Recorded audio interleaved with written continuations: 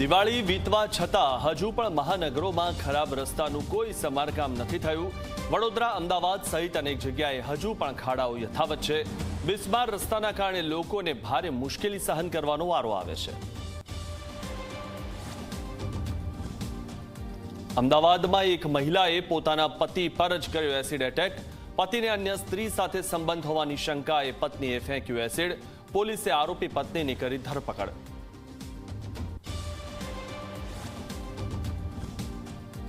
અમદાવાદના રિવરફ્રન્ટ પર ફટાકડા ફોડવા સાબિત થયા જીવલેણ। જાહેરમાં ફટાકડા ફોડતા સગીર પોલીસને જોઈને ભાગ્યા।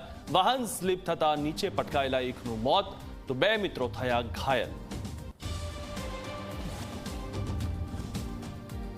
સુરતમાંથી પકડાયો નકલી તોડબાજ પીએસઆઈ। ક્રાઇમ બ્રાન્ચમાં પીએસઆઈ હોવાનું કહીને લોકો પાસે પડાવતો હતો રૂપિયા।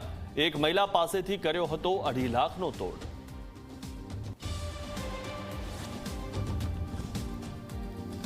દાહોદના ધામરડા ગામમાં થઈ બબાલ। ઢોર ચરાવવા નીકળેલા વ્યક્તિ પર કરાયો હુમલો। સ્થાનિકોને બચાવવા દોડી આવતા સામસામે મારામારી। મહિલા સહિત કુલ 8 લોકો થયા ઘાયલ।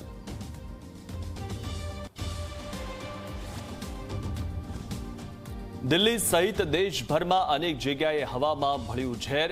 દિલ્હીમાં AQI થયો 900 ને પાર તો મુંબઈમાં પણ ધુમ્મસની ચાદર છવાઈ। અમદાવાદ, ભોપાલ, આગ્રામાં પણ વધ્યું હવાનું પ્રદૂષણ।